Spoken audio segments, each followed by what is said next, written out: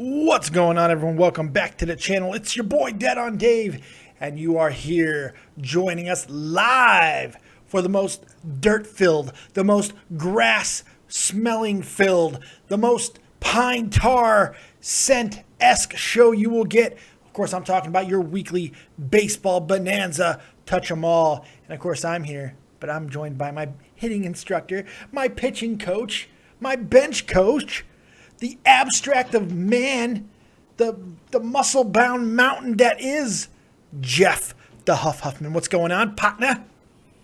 Oh, happy for the weekend. Man, just happy for the weekend, man. Playoffs start next week. You're happy that it's the weekend? I am very happy that it's the weekend. Would you say Plus, that I'm going to be... Would you say that you were working for the weekend? Sure. So then it's fair to say that, like, everybody is working for the weekend? Yeah. I forget how young you are. You don't know Loverboy. Well, everybody's working for the weekend. Come on. Okay. Now I know what you're. I know what you know that song? Okay, yeah. That's the only line I know. But... Yeah. It's a great song. People hated that song in the 80s. Hated that song, like, with a goddamn furious passion. Hey, the Germinator's in the chat. What up, Germinator? There we go. He's lonely, but it's okay. But no, playoffs start next week. You got the start of the NHL season coming up, which means I won't get much sleep. But hey. Yeah, it's a crazy time. We got the game. We got Arrieta and Cole. Yeah, that's going to be insane. We got the MLB playoffs getting ready to start, like you said. Hockey's gearing up this week. NFL is in full goddamn swing. The NBA is gearing up. It's going into training camp. Don't care as much about that as the others. But this is that time of year where it's just exciting as hell to be a sports fan, right? I mean, it's just, here it comes. Definitely. And I think with our sport, with baseball, the sport that we love, this is a particular amazing year because of all the excitement that's going on, all the storylines. Hell, we got 2 games left in the season, and there's still an AL wild card spot yet to be determined. That's exciting. Of course, everything that's going on with the Cubs, the 2015 Back to the Future prophecy, all these things are fueling such an amazing finish that I don't think that I've been this excited for I can't even remember the last time. And I know some of that has to do with the Cubs, but it's just baseball in general. Am I wrong here? I mean, this has been a great No, not great at all. season. Not at all. I mean, the only bad thing out of this is that you got the 3 best teams in one division. One of them's going to be taken out in that first wild card game, and the next one is guaranteed to be eliminated in the NLDS. Yes, it is unfair. It does seem cheap. But I think it's a good thing, too, because I don't think this has ever happened before. I might be wrong, and I hope someone out there can tell me if I am. 100 wins to clinch the division. Yeah. I don't think it's ever happened that the top 3 teams in the same division have won over 95 games. It may have happened at 90, but I'm almost 100% sure it's never happened over 95. That's insane. Definitely. I can't remember. I mean, the last 100-win team we had were the 2011 Phillies. Yeah. I mean, go ahead. I'm sorry. No. Go ahead. You're good. I mean, just to say it again, 3 teams in the division over 95 wins. You got the 95-win Cubs. You got the 97-win Pirates and the 100 and some odd win goddamn Cardinals. And there's still 2 games left. This is crazy. Mm-hmm. I would have loved it if the Pirates got to 100 wins, though. I got to admit. That would have been even cooler. I think this gives baseball – baseball has to look at this. Rob Manfred, who is really showing to be a very progressive and very opposite than C-League type of commissioner. Yeah, he's trying to get – he's getting stuff done. Run for president. I agree. He really is. He's doing a good job. So they're going to have to look at this. Because we've talked about it all year. We've talked about the playoff structure, about how it kind of has to change because this can't happen. This is – No. I don't know if the answer is going to a 3-game playoff for the wild card. I don't know if it is just going seeding 1 through 5. Yeah, but see, the thing about that is with the wild card, you may have these people talking about it because I'm all for 2 out of 3, but you can also make the argument, hey, you didn't win your division. Tough. No, that's win true. 1 game. That's true. But I think the biggest talk should be, should we just get rid of divisions? What's the point of divisions? They're going to have to do a realignment because these bad teams are staying bad for decades at a time now. You know, I know, and we've talked about that. We've talked about this at nauseum. Yeah, we've talked about it at nauseum. I mean, you're not. Oh Jesus! Now I'm upset. I'm upset.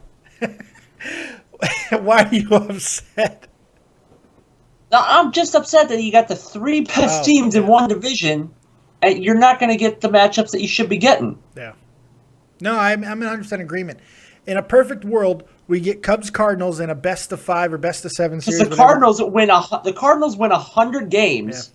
Takes them 100 wins to clinch a division, and they're not getting the benefit of playing the weakest team. No, you're 100% right. That should come out of the wild card game. Yeah, no, you're right, because the Dodgers and the Mets are way, way, way easier of a team to beat than the Cubs or Pirates. The Cubs have played so well against the Cardinals lately. You don't want to see the Cubs in the NLDS. Nobody wants to see the Cubs. No. Nobody. Because here's the thing. We talk about how great Arrieta, and we're going to get into that in a minute, how good Arrieta has been. Oh, my because God. Historically, kids, this isn't even a joke anymore. He's historically, like since the beginning of the stat, good. Okay? We're going to talk about that in a second. But Lester, who's been pitching well the entire second half, not as good as Arrieta, but very well, Lester's a playoff guy. Lester is a playoff guy. So I'm excited, man. It's just, this is not a team you want to play. Hamill's starting to play better. Go ahead. No, I'm just saying Arrieta Cole, that 1-game playoff, and there's still a chance it could be played in Chicago. It's outside. There's still a chance. Right now we could tie him. And then I think, how does that work? I think you guys own the tiebreaker. Is it a tiebreaker, or do we do a 1-game playoff to see where the 1-game playoff is played? No, I believe you guys own the tiebreaker. I know we won more games, so yeah, or we have a better season record than they do. Yeah. There you go then. Yeah, that should. You know more about that than I would. So we'd have to win out, and they'd have to lose both games. But I think they're playing Cincinnati, which could very well happen because Cincinnati has given Pittsburgh trouble all year. The bad teams have given Pittsburgh trouble pretty much all year. They've been slapped around by Milwaukee a lot this year. Yeah. And that kind of screwed them this year. Yeah, it has. And they were bad in the division throughout the year, but it's absolutely crazy. All these things to look at. Let's go ahead and start with this AL playoff race. It's coming down to the wire. We have 4 of the 5 playoff teams set, right? 4 or 5 of them. 5 of them. Wait, where's my damn stats? Where's my stats? Yeah, we got the Blue Jays, who we're going to talk about them because, damn. Yeah. The Yankees, the Royals, and the Rangers. Texas, they won the fucking division. Unbelievable. And that leaves 1 spot left. That of course, is that second wild card spot. Houston and LA, they're fighting here. The Twins are 2 back. They're the outside shot. But Houston and LA, those are your 2 teams, really. I'm personally pulling for the Angels, man. I really am. I love Mike Trout. You got Mike Trout and Albert Pujols there, and David Freese has picked it up for them. Shout out to David Freese. Yeah, absolutely. I like Pujols now that he's not in my division. Right. It's just, and I really want to see Houston miss the playoffs. You can call it previous NL Central bias. You can call it whatever you want.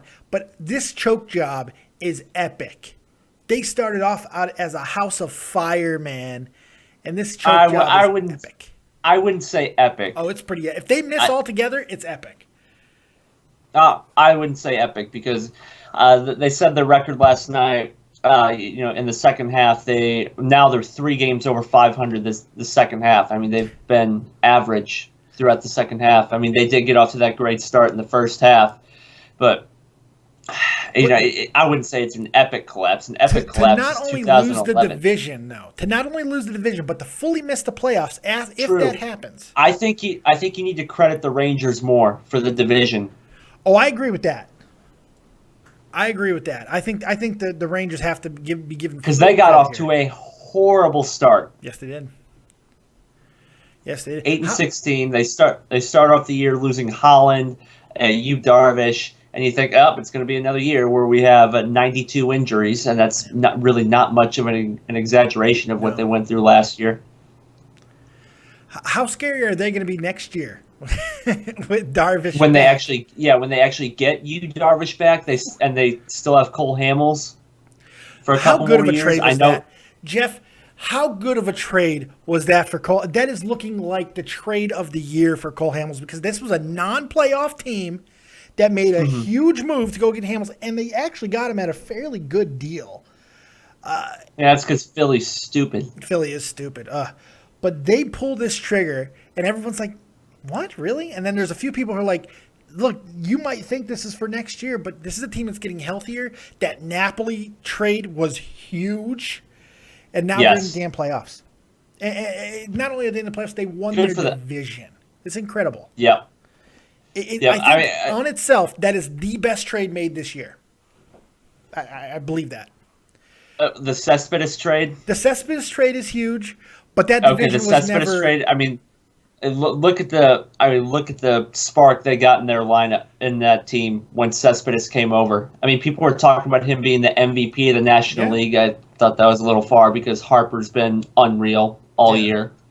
No, I think it's fair to put it in the same light, but the Mets were never completely out of their race. The Rangers were double digits back. No, that's because the Nationals shot themselves in the face all year. Yeah, they did. They did. They really, really did. And I also think that the David Price trade is also very, very big. He could be the Cy Young. He probably could have the Cy Young. Kushel probably still wins it. Who? Keuchel. Okay. I called him Kushel. I was wondering what you said. Yeah, I think Price has got an outside shot in it. Not. It's between Price and Keuchel. Yeah. It's between Price and Keuchel. Keuchel's been unreal all year, and he's played like shit on the road. But he's thrown like shit on the road. That's true. Yeah. But at home, what is he, 16-0? He's ridiculous at home. 16-0, which in that ballpark, with the 2-foot wall down the left field line, I don't get that. But you got the MVP coming out of Toronto also. Oh yeah, I think there's a very good chance that Donaldson has got this thing. Not even a really good chance. It's almost a lock. I mean, as good as Trout has been, when you put the numbers side by side, there's no comparison. That RBI number is ridiculous. Yeah. I think it's very fair. How'd that trade work out, Billy B? Since we've already kind of started with them, let's run through those awards. So, Cy Young, who you got? AL, Keuchel or Price? Like I said, I'm going to give the slight edge to Keuchel. I'm going to go with Price. I'm okay with either one. Yeah. I am completely fine with either one, but I'm giving the slight edge to Keuchel, the fact that he's 16 at home. I mean... I'm going to go with Price. He's got a little bit better of an ERA, but not by much. Not by much. Keuchel's got him on whip. You cannot go wrong with either one. No, I agree. Price has got I like the 18-5 with Price. Yeah. I mean, Keuchel's got a little better whip. It's just... I think it comes down to team. I think it comes down to team in this case. I think Price pitching his team. I think you might be right. Yeah. I think you might be right because the addition of Price, and when they got Price and Tulo over there in Toronto, that's when that team really started to take off. Yeah. And, even though Keuchel was unreal for them all year, and if you take him out of the rotation, I mean, what are they? Barely a 500, probably under 500 team. Yeah. Price was good in the American League all year, too. It's not like Price came over from the National League. He was good in the American League all year. So it's not a Cespedes situation. He was good in his league all year. Their stats are nearly identical. They are. So for me, when they're that close, I'm going to go with the guy who had a bigger impact on his own team. Because if you can't have the bigger impact on your own team, you can't have the bigger impact on the league. So that's the way I look at it. I mean, you can make that same... Oh, go ahead. You can make that same argument for Keuchel. Like I just said, you take him out of that rotation, what are they? No, that's very true. But he was on the team at the beginning of the year. We've seen what the Blue Jays were without David Price. Yeah, exactly. See, Houston has gotten worse as the years gone on, even with Keuchel. That's true. Toronto changed completely with the addition of Price. Now I'm kind of 50-50 on this, looking at these stats here and just taking all this into I even got another one because people talk about it at the same time. It was Price and Tulowitzki.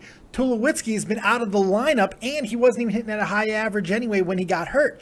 So it really even becomes more of an emphasis on how big the David Price trade was. It was huge.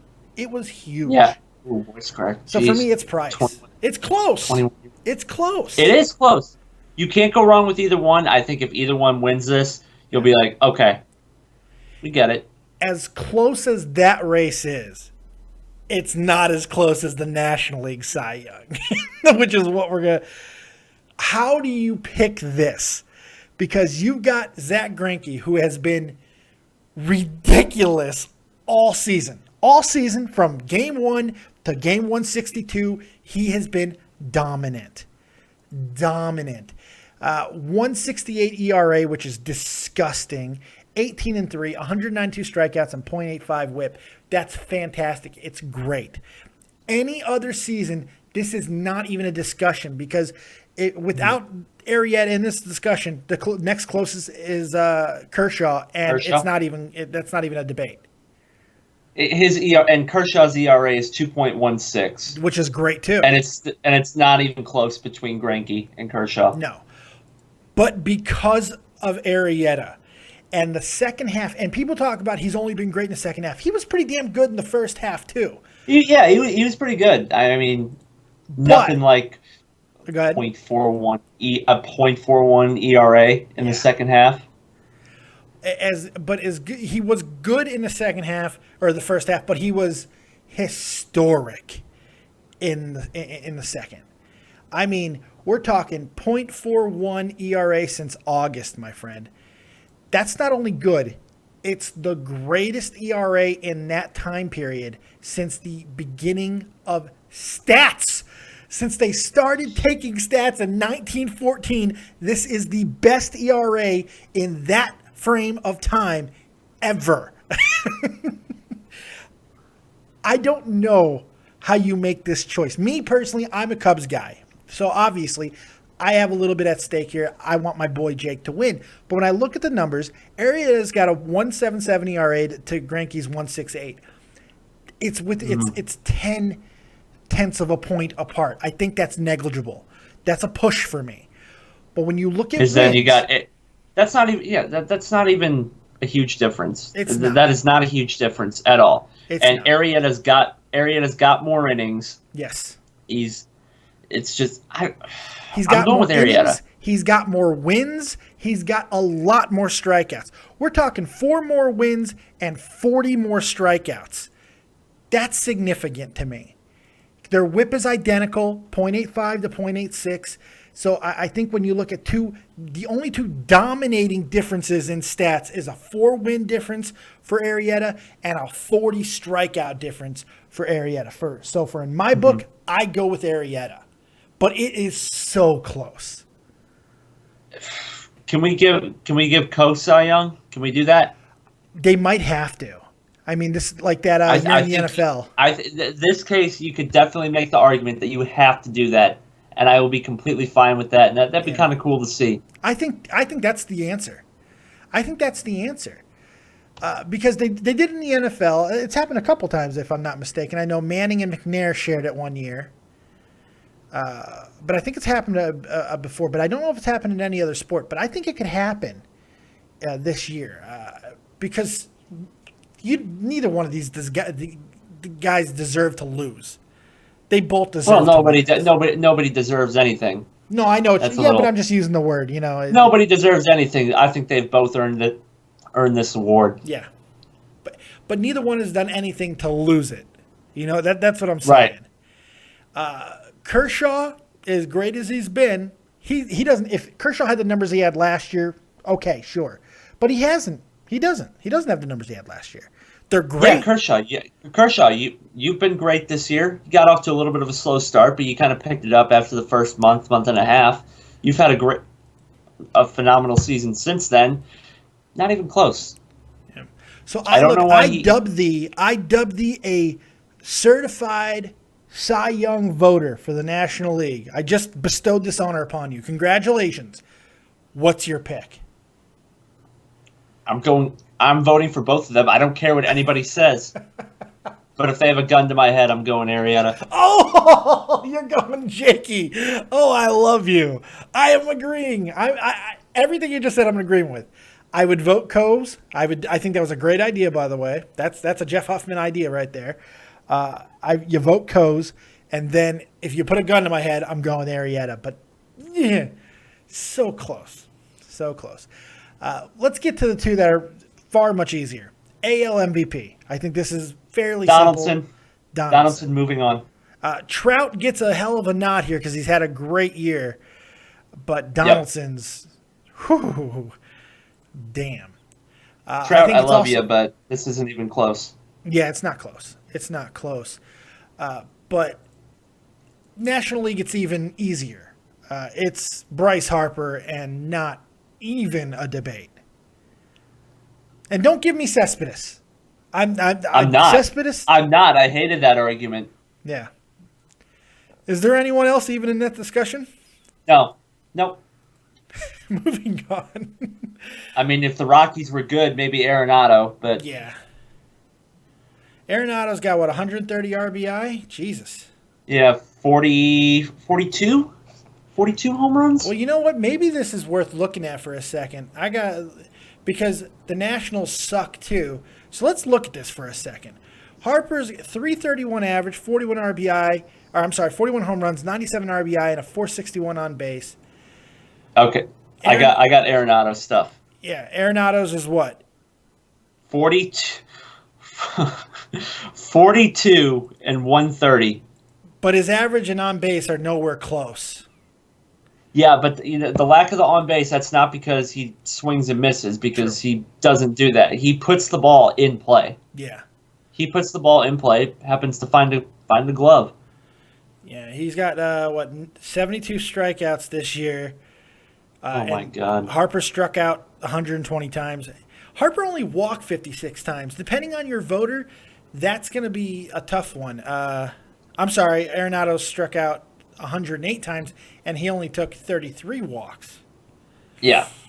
Like I said, he puts the ball in play. Yeah, he goes up there hacking. But 108 strikeouts are not bad for a guy with 42 friggin' home runs. I think you'll take that. I mean, Chris Davis, how many strikeouts does he have? He had to be over $130. I think we're talking the 200 range here. Did he get it? Did he get that high? Oh my God, Chris Davis. I didn't know he got that high. Chris Davis. I'm pulling it up right now. I'm pulling it up right. He has struck out 169. No, I'm sorry, 206 times. 206. Holy shit! And he still has a 258 average. And for Chris Davis, that's like hitting 350. His average is 330. Oh no, I'm sorry, that was Bryce Harper. Okay, no, that's really good.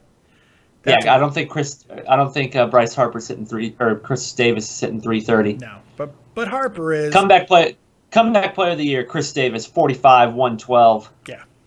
Yeah.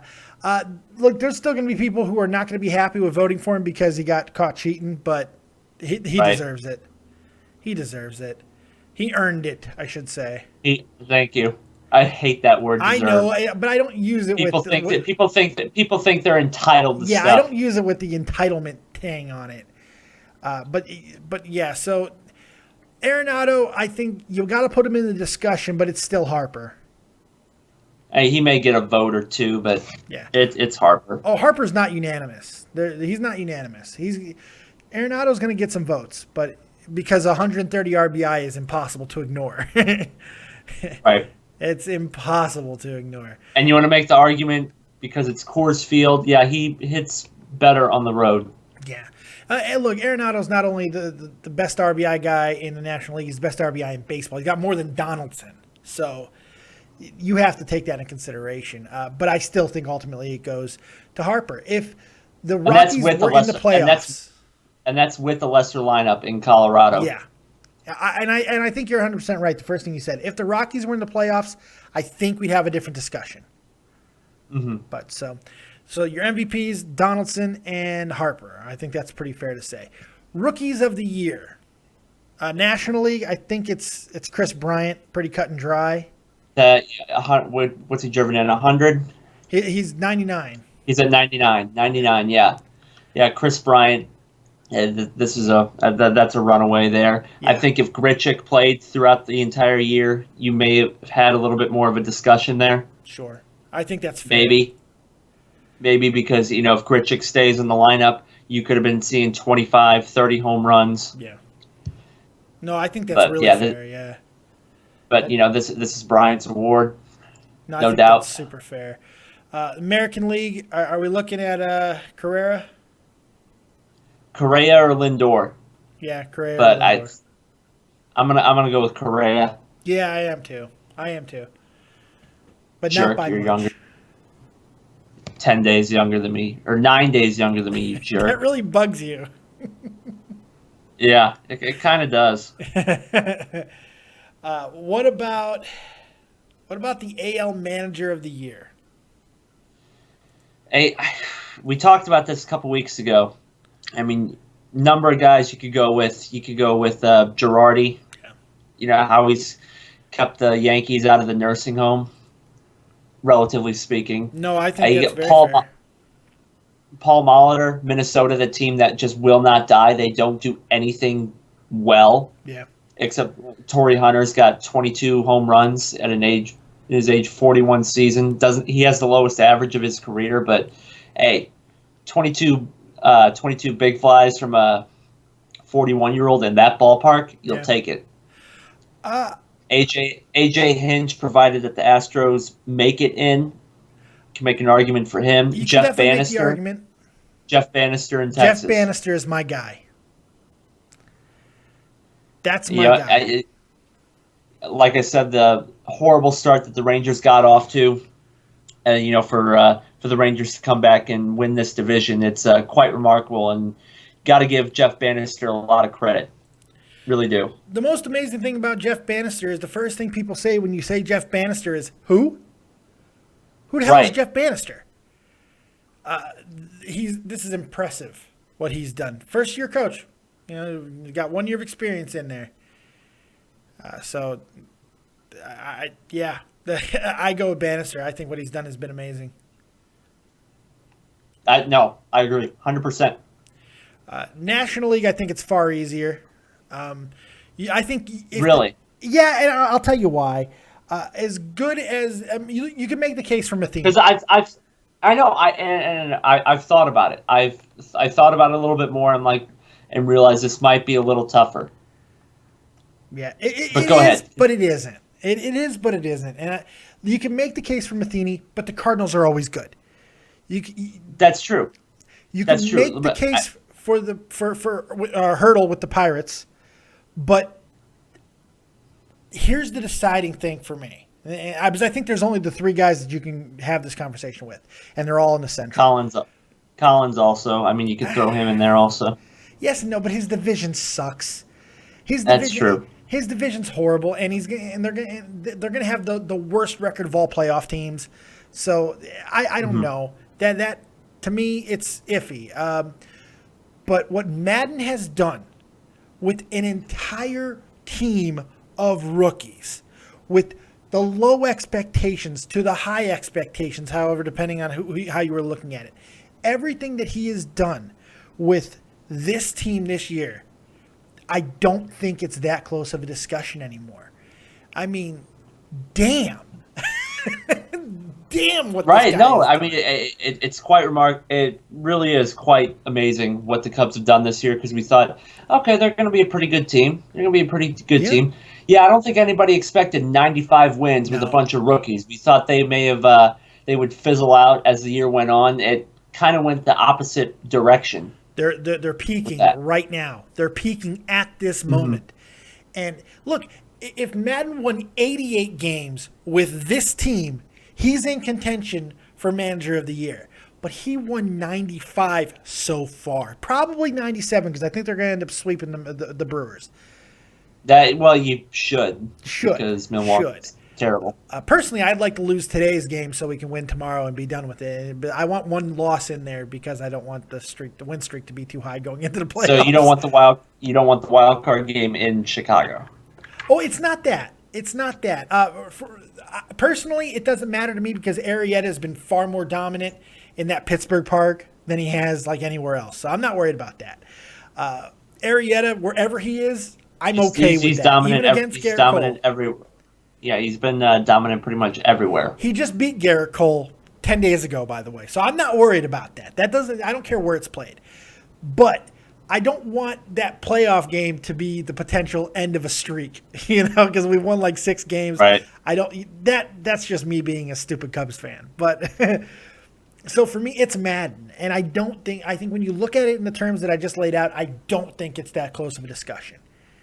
And I'm completely fine with Madden winning it. I really am. I'm just saying the case for Matheny is huge. He inherited a team, a winning franchise. Okay, Madden didn't inherit the winning franchise like Matheny did. So again, we expect the Cardinals to be good every single year. But for this Cardinals team to win 100 games with all the injuries, they've had, these young guys come up. And they're instantly produced. Well, I shouldn't say instantly producing, but able to produce 100 wins. Yeah. That's pretty insane. The pitching has been ridiculous pretty much all year until this little stretch here in September. But again, all the injuries they had started off losing Tavares. When he drove his car into the tree, he had Adam Wainwright tearing his Achilles, Matt Holliday, Matt Adams. Jordan Walden, your setup man, Matt Belisle, Randall Grichuk, Yadi Molina late in the year,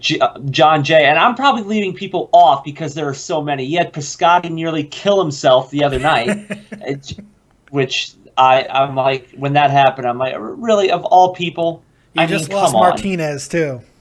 Yeah, Martin. Thank you again, forgetting people. That's a big. I'm forgetting people because there's so many of them. For this team to win 100 games with all the guys coming up from AAA, and all these guys that have come up and made an impact, for them to figure out a postseason roster for this Cardinals team, I would want no part in that because how can you leave some of these guys off that have that have produced since they've come up? Guys like Tommy Pham, Piscotty's going to be on the roster. I want Piscotty at first base, but then you still got Matt Adams and Brandon Moss. Someone's going to have to be left off. Yeah, it's a good problem to have, though. It is a good problem to have. And the interesting thing to me is, and this is how I would settle it, because of how close this race is, and I would have no problem with Hurdle or Matheny winning this over Madden. I just think Madden has done a little bit more with less. No, it's Madden. It's Madden and Matheny. I think Hurdle's got to be in the discussion. Well, Hurdle's definitely going to get some votes, but 97 wins, man. Even for a Pirates team that was good coming into the year, that's still impressive. But remember their schedule. True. But here's how I would do this. This is just how I would settle it this year. Okay. Whatever team goes the farthest, because these 3 teams in some combination are playing each other in the first 2 rounds. Whoever goes the farthest wins. I think that's the only fair way to handle this. I like it. That's how if I'm voting, that's what I'm doing. Whoever goes the farthest, that you got my vote. So I was just looking at this complete random thought. The Reds have lost 13 in a row. They're horrible, aren't they? My God. Is that all the awards? I think that's all the awards. Yeah, we could do Gold Glove, I guess, but that would be... No, because then we got to do all the positions. Fuck that. No. Let's switch gears a second. And because it's being asked for in the chat, I do want to make a quick reference. Give a little New York love, man. The Yankees and the Mets are both going to the playoffs.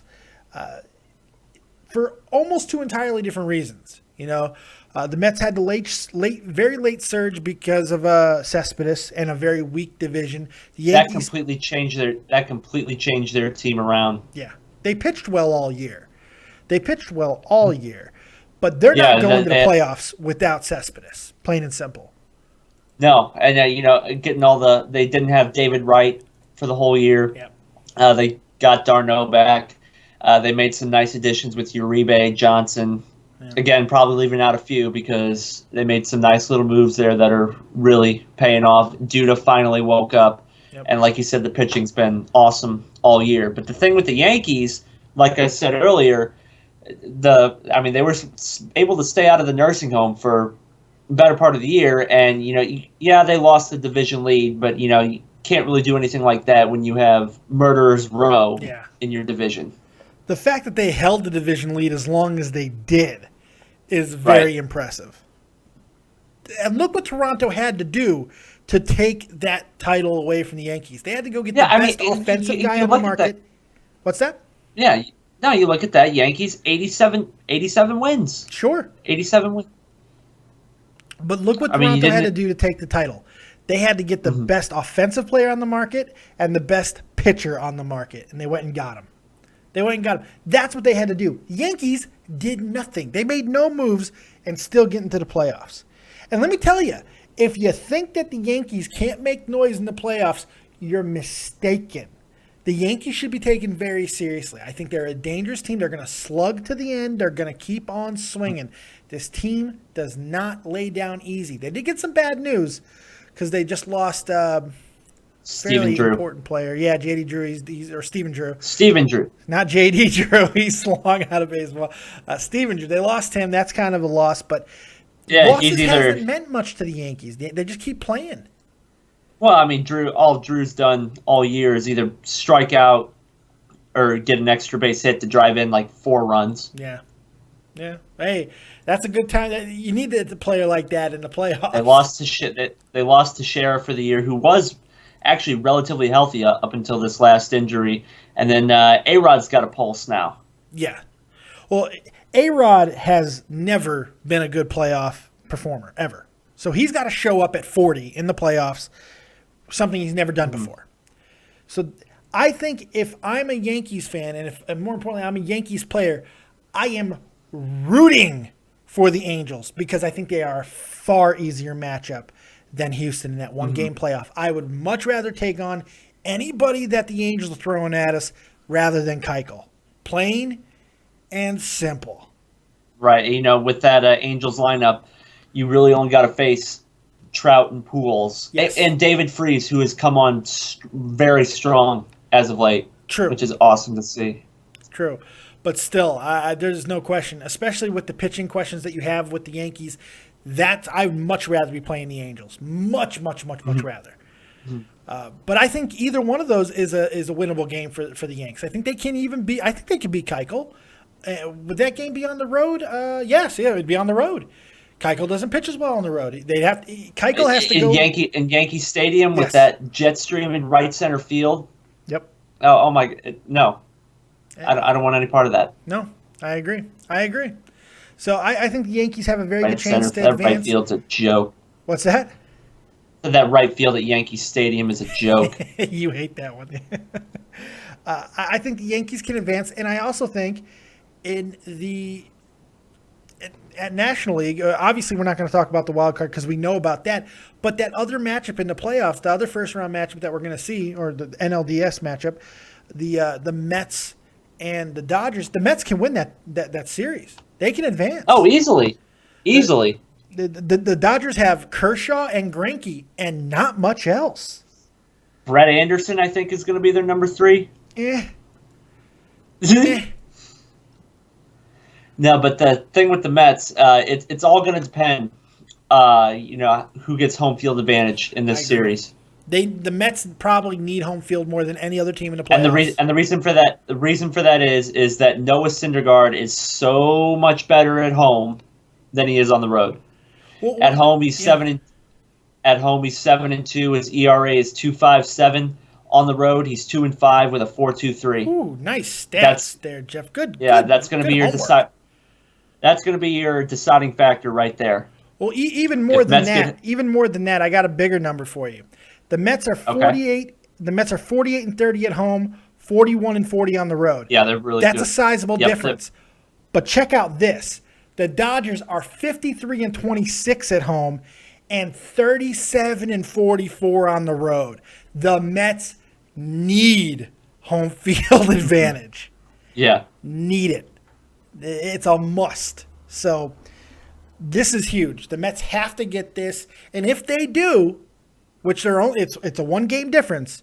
If they do, it's going to make it a much easier series. But I think they can beat the Dodgers either place. I don't think it's. I think they can too. I think they can too. I like the Mets lineup a lot better than the Dodgers. The Dodgers did actually just get Puig back. Yeah. But he'll probably, he'll sneeze and be out again soon. Right. But the thing is, this is the way I look at it. And the Dodgers would probably be stupid and not play Corey Seager. we're gonna start Rollins and Utley. I hope you don't mind. We're gonna start Rollins, who's probably not even hitting his weight right now, and Chase Utley, who's Well, Skip, can I play at second? No, we're starting Utley. Utley and Rollins go to the bench. Seager. What the fuck? What? But this is how I look at it. If this is played in Dodger Stadium, then it's a coin flip. It's a coin flip who advances. If Dodgers got home field advantage, coin flip. It's a coin flip. If it's played in New York, the Mets are winning that series. That's 3 the way I games to look 1. at it. If it's played in Dodger, if the Dodgers get home field advantage, it's going 5. Yeah. Dodgers get home field, it's going 5.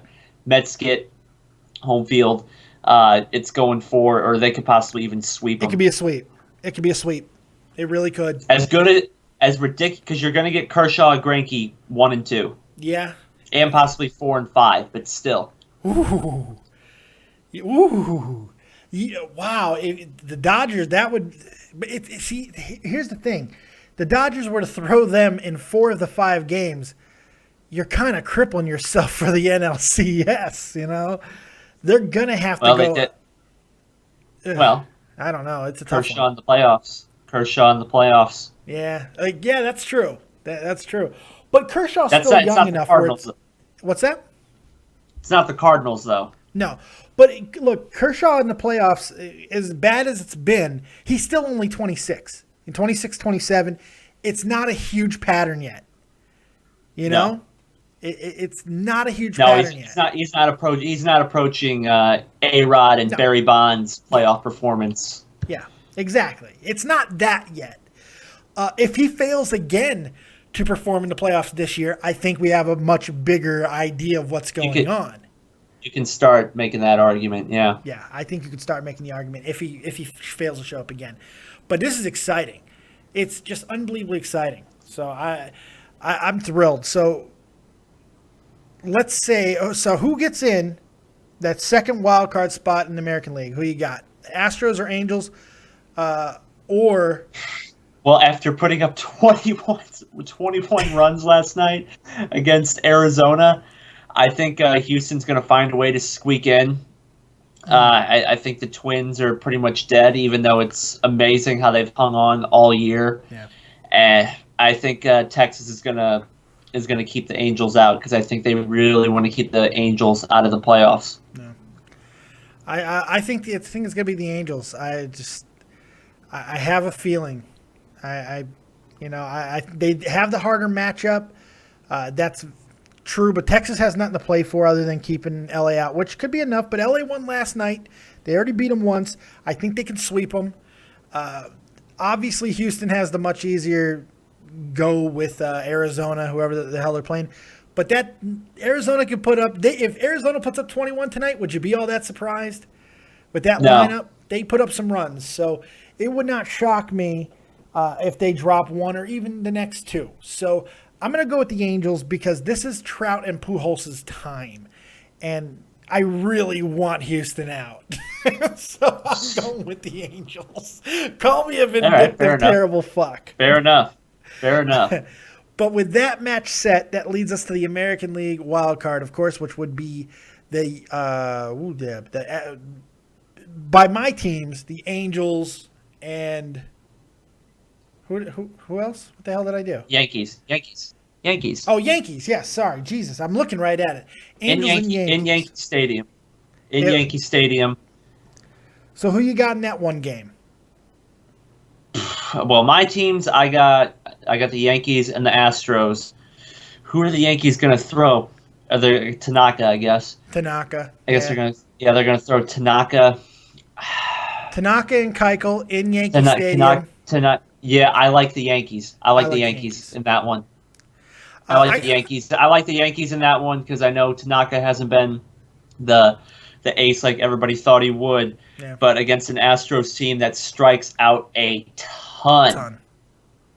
Plus Keuchel not being as good on the road, especially in that ballpark, Yankee Stadium. Yeah. I like the Yankees in that one.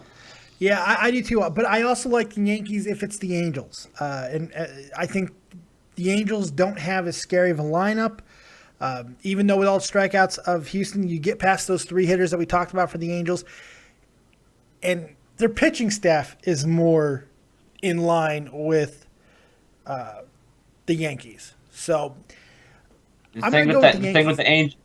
Thing with the Angels, though, too, you got arguably the best player in the game, Mike Trout. True. And you've got the legend right behind him, Albert Pujols, who's won everything and done everything you can imagine in baseball. And again, I bring up David Freese. He shines when it matters most. Very, very true. Very true. But in Yankee Stadium, I'm going to go with the Yankees no matter who gets in. I would too. That's just where I'm going. Now, the other one is a little bit harder. Chicago, Pittsburgh. This gives me nightmares. It really does. All the faith I have in Arrieta aside, he's scary. Nobody wants to hit against this guy. He's disgusting. I'm still very nervous about this game because the Pirates are so good. They really are a great, great team. They're the second best team in baseball. Their biggest asset to them, and I also think this plays into the part with that ballpark too, their speed. Yeah. Their speed is very, very scary. Well, they're virtually the only team in baseball that can field that outfield. Basically the only team. I don't think there's a more athletic outfield in all of baseball. You got 3 center fielders, McCutchen, Marte, and Polanco. They're studs. They're track stars. Let's face it. They're absolute studs. And they're also just very smart. They know how to play defense. So it's hard. I think if it goes to Chicago, I think obviously the Cubs are going to have an advantage because of that situation, because they're going to play better defense there than they will in Pittsburgh. However, another reason why I kind of want this game to be played in Pittsburgh is that wind in Chicago. That wind will affect Arrieta a lot more than pitching on the road. Right. And you have a really bad windy day, Arrieta could give up 3 on just some deep flies. You go to Pittsburgh, you don't got to worry about that, and Arrieta's already dominated like 2 or 3 games in Pittsburgh this year, and not including already beating Garrett Cole 10 days ago. So for me, I'd almost rather this game be played in Pittsburgh. Obviously, you know who I'm picking. Right. I'm picking the Cubs. I think that they have the most momentum of almost any team going into the playoffs. I think they're terrifying. I don't think anybody's going to want to see Arrieta. And then know in Game 2, you're going to have to see Lester, who has been pretty damn good in the postseason. Other than that, I mean, then you got to deal with Jason Hamill. Not a huge deal. But I really like the Cubs. Get in. What's that? You're saying if the Cubs get in. Yeah, I think they could be a nightmare once they dispose of Pittsburgh, hopefully, when we take on the Cardinals. Yes, nobody's going to want to play that team. God, so. Game one at Busch, Cardinals and Cubs. Oh my God! If I had money, it's gonna be great. Are you gonna go? Just sneak in. If I had money. I could sneak in too. I might just do that. I'd forgive you for getting a loan to go to that game, bud. Yeah, well, I already took out one of those, so I don't want more. I don't blame you. So, okay, in the next round, we got the NLDS. I like the Cubs in that game, by the way. Oh, you like? Oh, okay. I'm sorry. That's right. You like the Cubs? I like the Cubs. Just that lineup. Yeah. that lineup and the fact that Arrieta's been throwing no-hitters since August. I like the Cubs a lot better. The one thing the Pirates do have over them, if they get people on base, they are going to have to run on Arrieta. They're going to have to. And they will. They will. I'm calling it. They will. David Ross, I have to guess Montero is going to catch the game over Ross. Montero's a pretty damn good defensive catcher. Yes, he is. So I don't know. Yes, he is. But still, yeah, Arrieta's given up nothing since August. You're gonna have to generate something. Hurdle's aggressive, so yeah, I think they're definitely going to run. Yes, he is. He's aggressive, and you got the luxury. You got the luxury to do that when you got 14 Usain Bolts on your roster. Very true. Very, very true. It's going to be exciting. Instead of going through each round matchup there, let's go ahead and go right for the jugular here. Who's coming out of the American League? Who's your American League champion? Toronto. Do I want to be contrarian? Do I want to be contrarian? That's the question. I think Kansas City's fucked. I do. I did see. I do too, because they've had it clinched since what, early August. Yeah. Personally, I really want to see the Blue Jays and the Rangers. I want to see Game 1, David Price and Cole Hamels. Take my money. Okay? Take my money. That's an amazing matchup.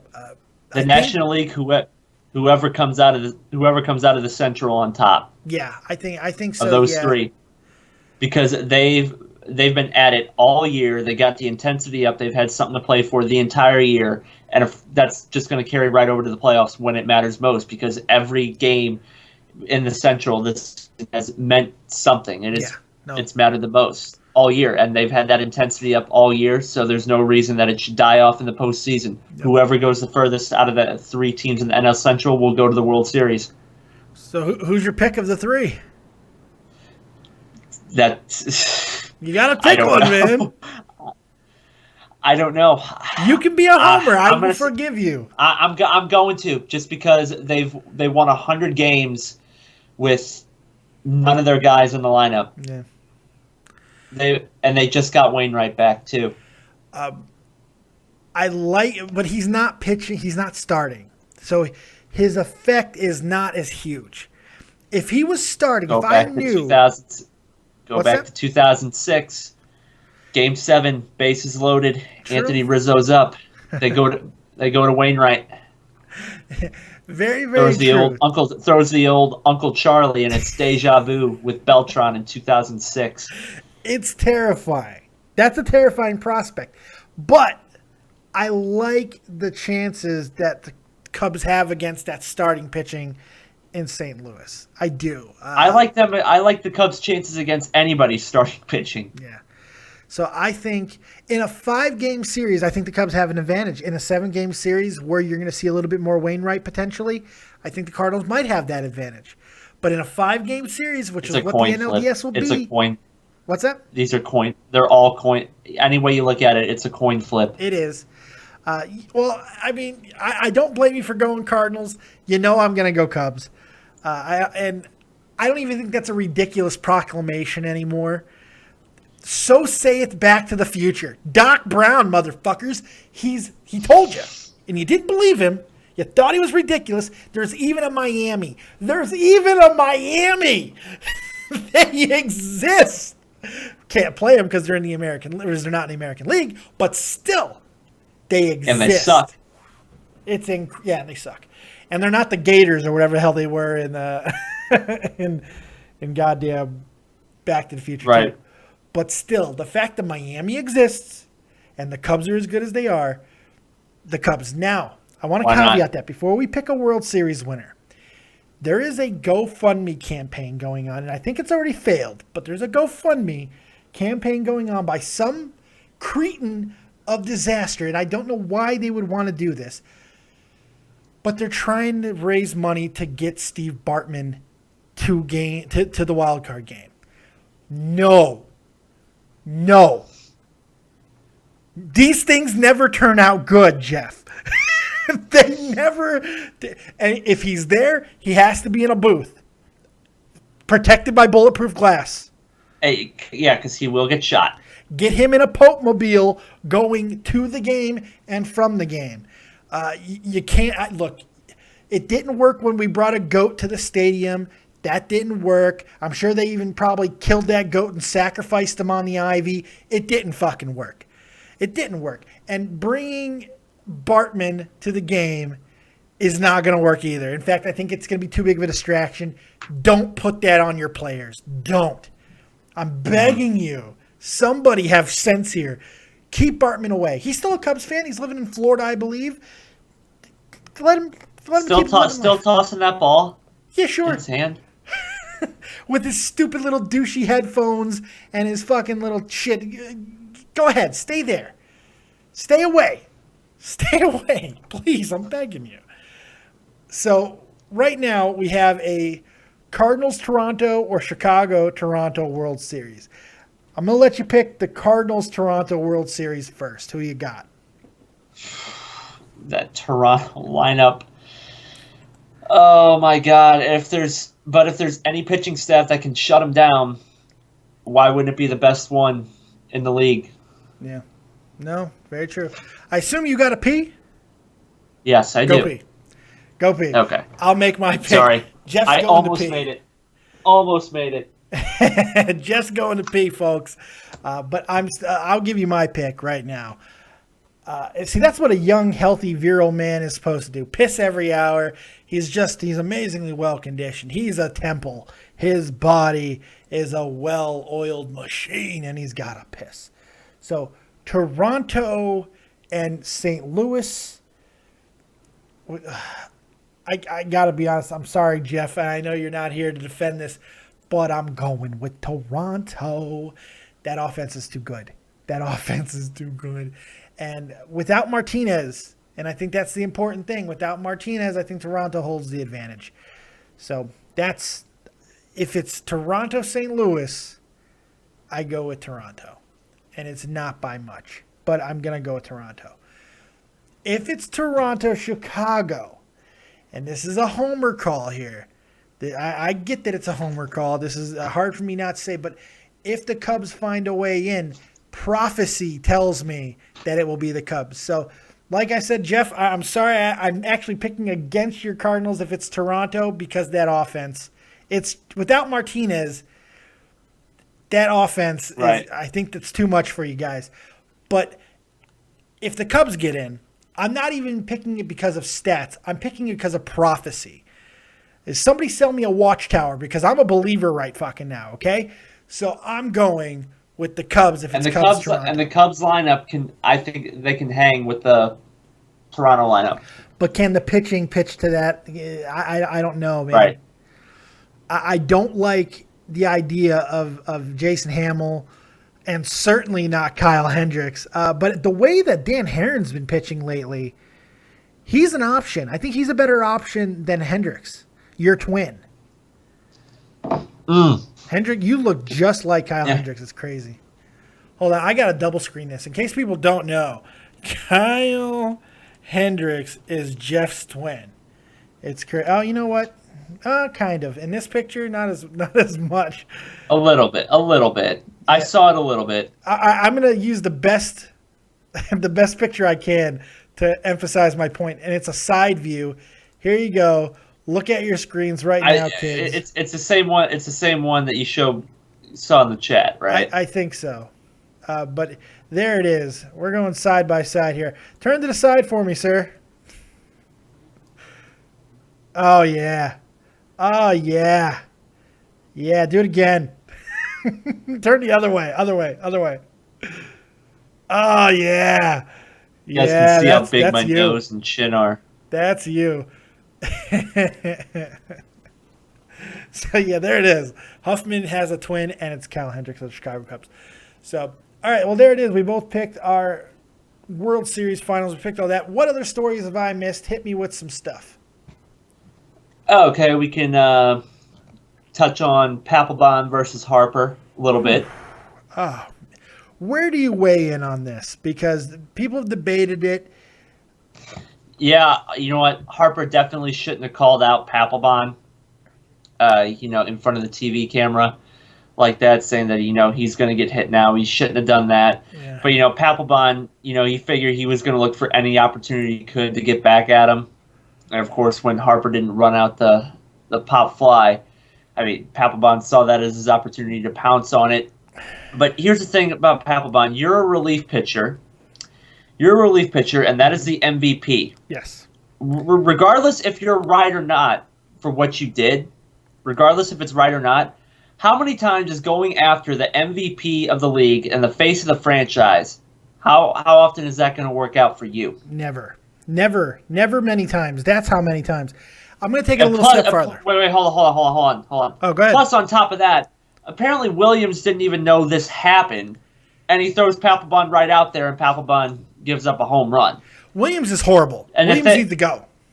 Yeah, and the funny thing I find about this with Harper, though, because Papelbon went after him because he didn't run out the pop fly. A couple years ago, it was, oh my God, Bryce Harper, he needs to calm down. He's playing too hard. He's going to kill himself. Well, which he probably would. Now it's, oh my God, Harper, you need to sprint out that pop-up. Yeah. I'm going to take it a step farther. Can't have it both ways. Papelbon's a closer, okay? He's a great closer. Not good. He's great.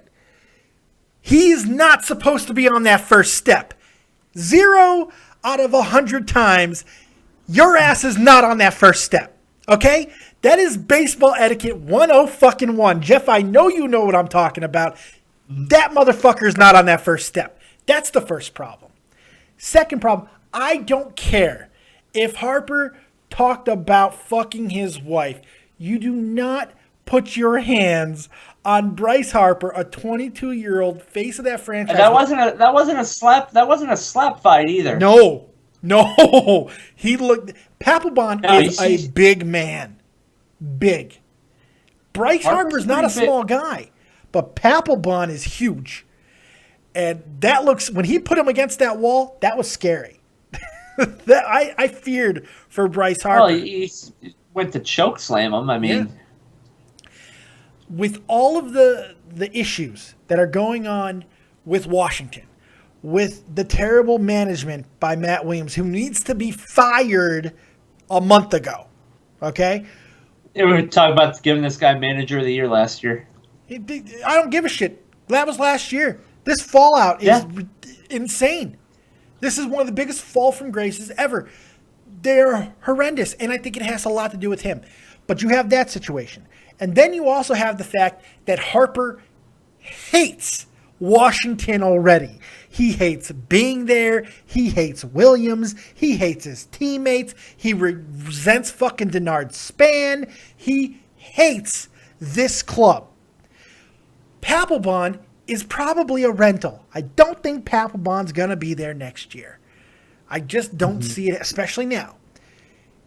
Somebody needs to slap the shit out of Papelbon. Why aren't they sucking Bryce Harper off right now, like they did Strasburg? Yes. Why? Why indeed? It makes no sense. So Papelbon is wrong on so many levels. It's not even funny. 4 games was a good suspension. Bryce, you don't want to stay in Washington, even though we got 42 outfielders over here that are producing. We can find a spot for you. He's going to be a Yankee. I got news for everybody. When Bryce Harper goes to free agency, I believe it's in a year or two, when he goes, he's going to be a Yankee. The Yankees are waiting for Bryce Harper. That is what's happening. Everyone's talking about the Yankees not being – they are – that right field in Yankee Stadium with Bryce Harper. He's going to hit 65 home runs. he very well could. He's 22. By the time he hits free agency, which I believe is in 2 years, he'll be under 25. He'll be under 25, have more than 250 home runs probably, and then go to Yankee Stadium. When it's all said and done, Bryce, and I'm calling this now, I know this is a long-term prediction. Inside Washington, you are still the Expos. Yes. He could be a Yankee. He will be God there. He will be a king. He will be a legend. And that's what the Yankees should sell him on, by the way. Stroke this kid's ego. He's a Vegas boy. Stroke it. Mm-hmm. Stroke it. Let him know. Because in Yankee Stadium, he will become the all-time home run leader in Major League Baseball. Mark it the fuck down, kids. He will do it. If he's you there, are not you are not. If he is in Yankee Stadium, he'll be going there when he's. I'll look up his contract here real quick. I think by 24, 25. It's crazy. Bryce Harper. I'll look it up. Continue. Proceed. Contract. What's his? Let's look at his career numbers now. I want to know where he's at right this second. He's at 96 home runs now. So he's got 3 years in, and this year he finally broke out. So he's got 96 now. He's 22 years old. Oh yeah. After 2016, I believe. Oh yeah. It's before the age 25 season. He goes to the Yankees, and he is legend. Okay, and he's still got it. If he stays healthy, he's got at least 15 years. Because he could still DH. Yeah, and that's the thing. He can DH with the Yankees too. No. They control him through the 2018 season. That's still not that bad. He'll only be 26. Yeah, that's still not that bad. And the reality is, more than likely, they're going to trade him. I think they're going to trade him because they know he's not going to stay there long term. So you trade him. I think Washington takes the biggest step back next year, even though they're not making the playoffs this year. They're going to be even worse next year, with or without Harper. You're going to lose Zimmerman. What's that? You're going to lose Zimmerman. You're losing Zimmerman. You're losing both Zimmermans probably. You're losing both your Zimmermans. You're losing fucking Fister. You're probably losing Strasburg. It's just this team. Everybody's going to want out. The personalities don't mesh together. Yes. Harper has had 1 year of greatness. He's been okay, but he's been injury prone. 1 year of greatness. If you can get a huge package of amazing prospects, take it this offseason. Mark my words, Bryce Harper will be the biggest name at the winter meetings. It's going to be talked about, and it's going to come out of nowhere because nobody's talking about that right now. Something else will happen. What's that? No, like you said, coming out of nowhere. It's going to come out of nowhere, but I think it's... Just like Randy Orton. I think you're right. RKO, bitches. St. Louis shout out. I think that that with everything that's happened, and look for another incident. I know it's only 2 games left, but I'm looking for something else to happen between Williams and Harper, Williams and somebody, Harper and somebody, I should say. And that's going to be it. That's going to be the capper, folks. And by the winter meetings, this talk is going to start. And some team is going to make a play for him. And they're going to give up a lot. It won't be the Yankees. The Yankees don't have enough. But. Not yet. They don't have enough yet. But there's a couple teams that might be able to pull a trigger here. Look at the Mets. The Mets have a shot. They got the pitching. The Cubs are not going to want to disrupt their core. In the division too, Nats fans. Oh my God! I want to see the riots that go on in. Oh, but Mike Rizzo's such an asshole. It would not shock me. Rizzo sucks at his job. He's a terrible GM. He would do it for Syndergaard, Matz, something like that. He would pull that trigger. He's such a terrible GM. I hate Rizzo. Can't stand that Rizzo. He's the bad Rizzo. I've got the good Rizzo. Okay. What else we got? What other stories? Oh, that's. I'm in a good mood now after thinking about that. Just a couple things to touch on. We mentioned the Rangers' big surge earlier. A lot of that's with the veterans. Prince Fielder, like I said, didn't know how he was going to come back after neck surgery. Yeah, he's had a great year. Adrian Beltre, who's seemingly ageless. Mike Napoli, who found his 2011 form, and Shin-Soo Choo. Yeah. I mean, when he first came over last year, he was horrible. Yeah. Horrible. And this year, I think he's got, 22 bombs this year? He just hit his 22nd last night. He's still not worth that contract, but... Well, nobody is, but... but he's having a really good year. By the way, real quick, Joey Newbeck in the chat. Dave, are you doing a review show on Madison Square Garden special on the network? Yes. Directly after that show, whenever it ends, I don't know if it's a 2 or 3 hour show. Whenever that's over, yes, we'll be live right here on Dead on Dave Productions directly after, and we will also be live in a few hours, 2 p.m. Eastern Standard Time for Dead on Dave Live. Please continue, Jeff. What was it? Oh, Shin-Soo Choo. Yeah. I was going to say, I was going to pull up the stats here. I don't know how to spell his name. Shin-Soo Choo. Yeah, but I screwed something up, and it's not pulling his name up. Here, we'll try again. There we go. Oh, I forgot the height, the dash. That's why it didn't come up. Yeah, 276, 22 bombs. He's driven in 80, and his on base is 374. It's a good year. It's a good year. Very good year.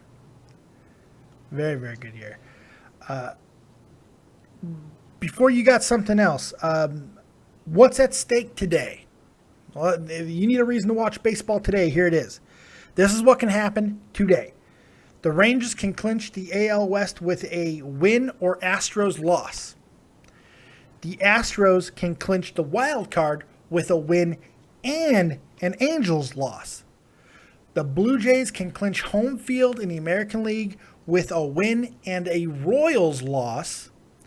The Pirates can clinch home field in the National League wild card game with a win or a Cubs loss. And the Yankees can clinch home field in the AL wild card game. Too many scenarios. That is essential for the Yankees to do so. In the wild with a win or an Astros loss. So that's what you're going to be looking for today. What else we got? Tim Hudson had his final start the other day. Yeah. Called it a career. 17 years. What, 222 victories? Yeah, 222 victories, 133 losses, ERA of 3.49. That's respectable. Not too bad.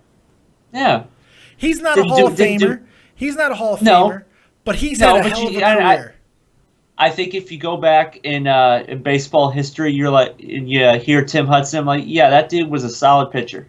In any other sport, he's a Hall of Famer. But nobody is more strict with their Hall of Fame eligibility than baseball. It's harder to get into the Baseball Hall of Fame than any other sport. I don't think that's even up for debate. Football puts basically everybody in. If you played more than 5 years and you won more than 2 Super Bowls, you're getting into the fucking Hall of Fame. That's how football works. But baseball, it's hard. Hudson is in the Hall of very, very good, though. Hudson, in his prime, was sick. Hudson, Zito, friggin' Dan Herron. Not Herron, I'm sorry. Boulder. Rich Harden. That whole friggin' Oakland trifecta that they had. Mark Mulder. Yeah, Mulder. There you go. That was a hell of a friggin' murderer's row of pitchers that they had at a time. And, he had a hell of a career. He should be very, very proud of that one. Unfortunately, he couldn't go out with a win, but hey, I'm glad they gave him the start. Yeah, that was pretty cool to see. Even though he didn't do much and he got lit up in Game 7 of the World Series, but all these guys that I grew up watching are going away. I'd take that career, though. Let me tell you. I think anybody would. 16 years in the big leagues. Yeah. Make a decent amount of cash. Yeah. Had a hell of a lot of fun, I'm sure. Winning pitcher. Yeah. I think you'll take that. Any day of the week. Did we touch Tulowitzki's back?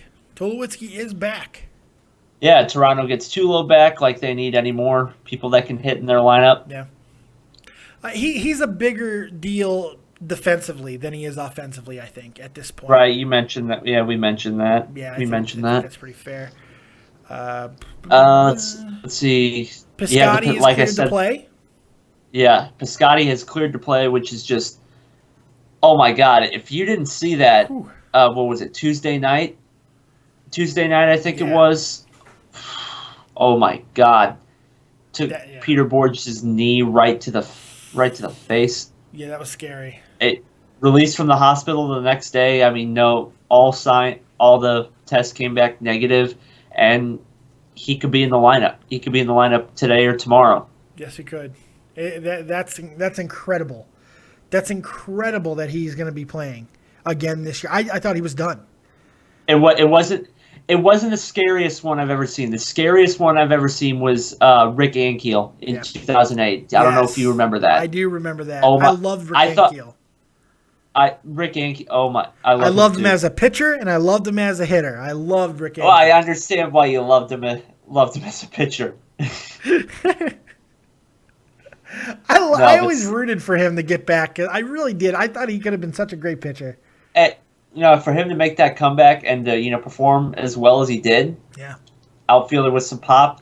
Yeah. And I always remember those 2 throws he had in Colorado, throwing the ball from the center field fence on the fly to third base twice. Yeah. Twice. Oh my God! Again, he had 20 home run power too. Yes, he did. Yes, he did. But that's no, a that baseball was player right there, kids.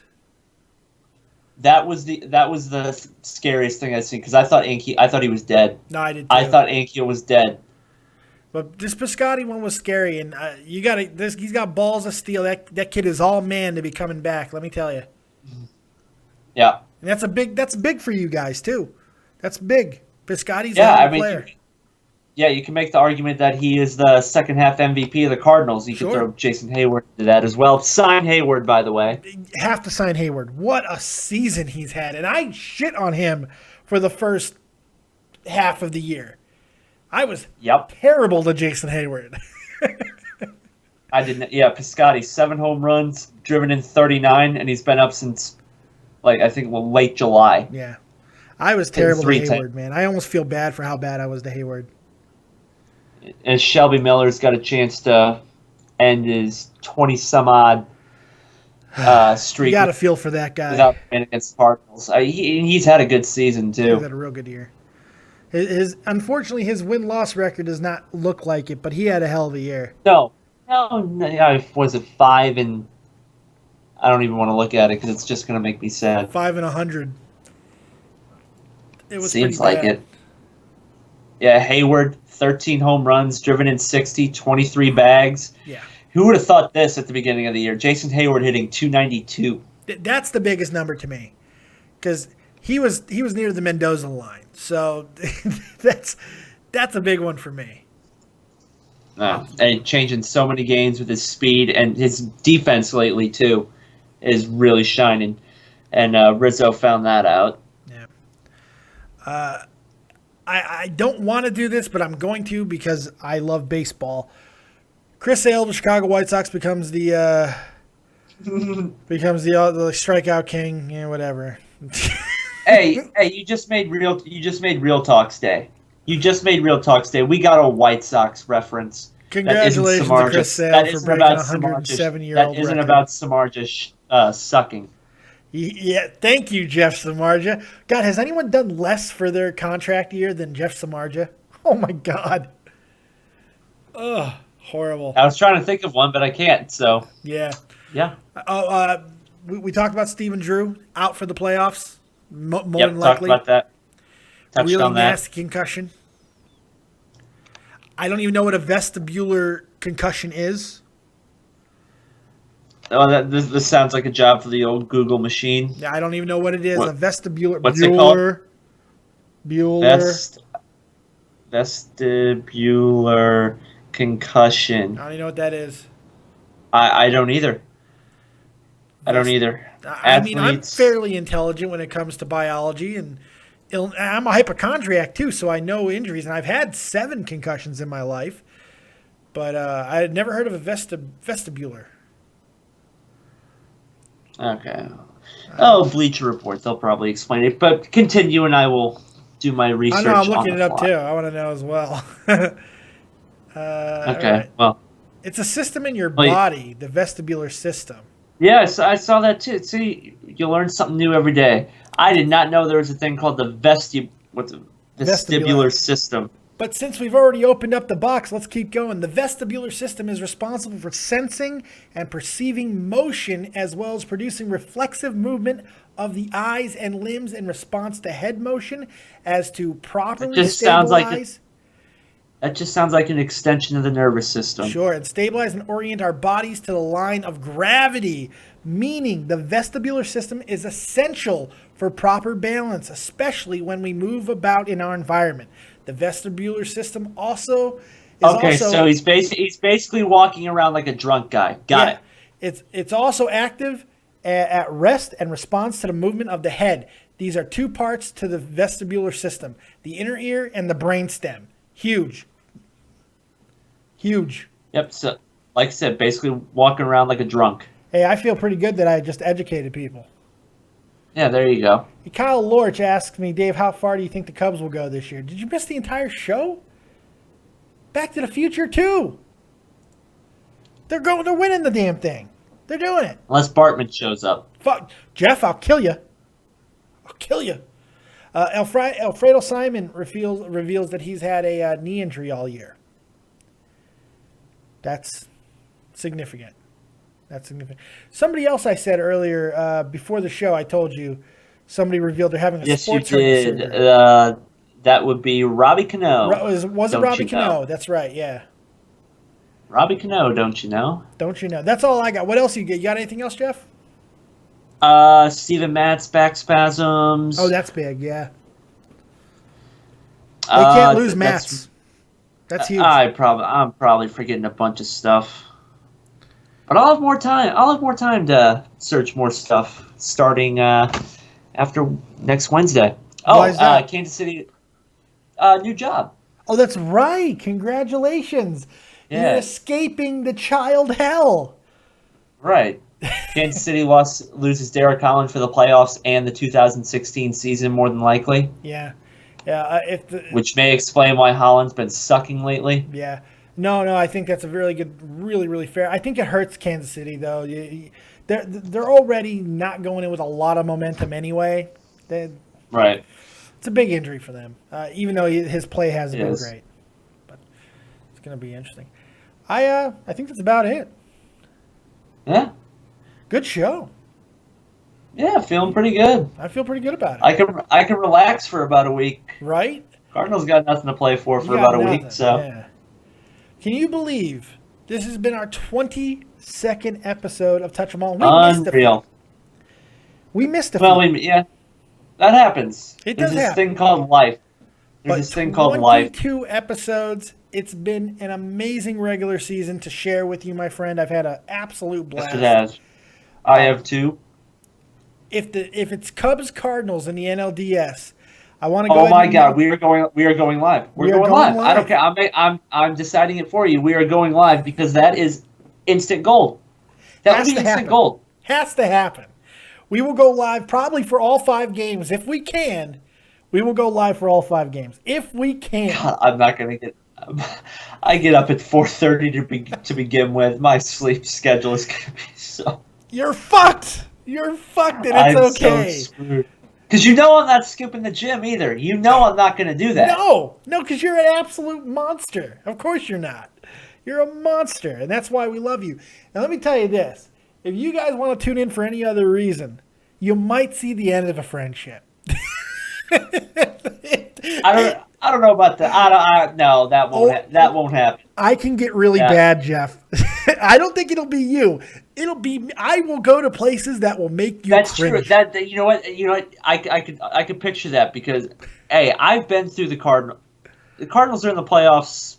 They've been in the playoffs since pretty much every year since 2000. Basically your entire life. I'll get upset if they get eliminated. I'll be upset for a day, maybe 2. Yeah. I'm like, okay, you know what? They're gonna be right back next year.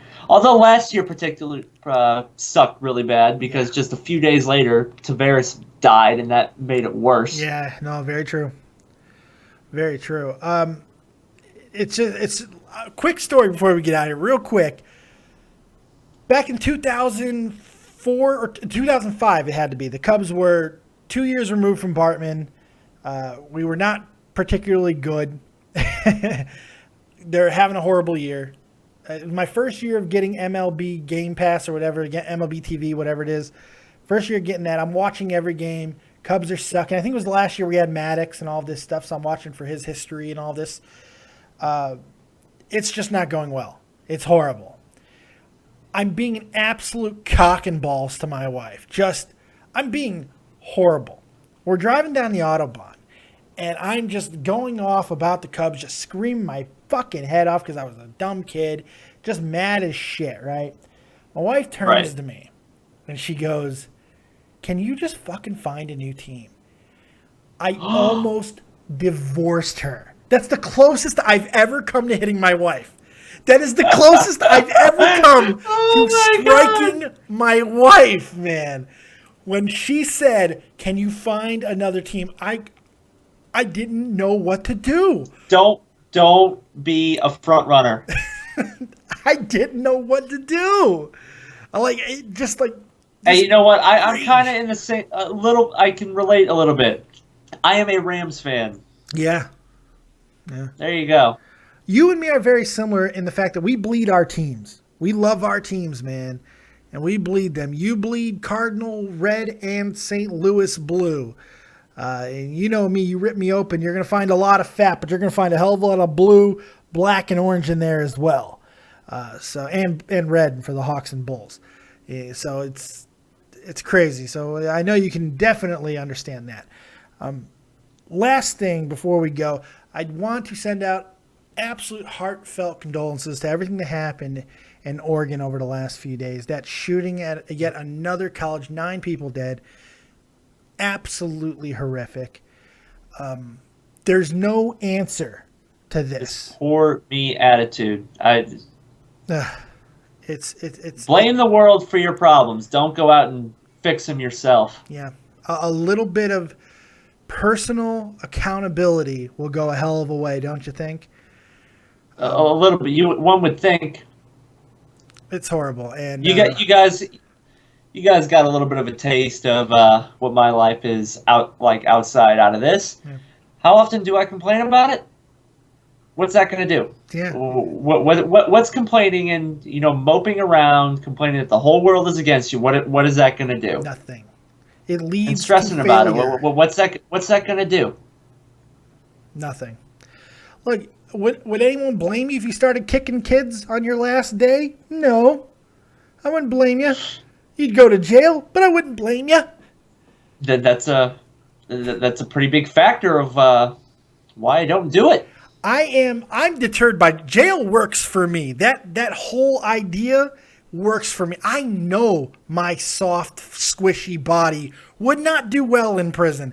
It keeps me in check.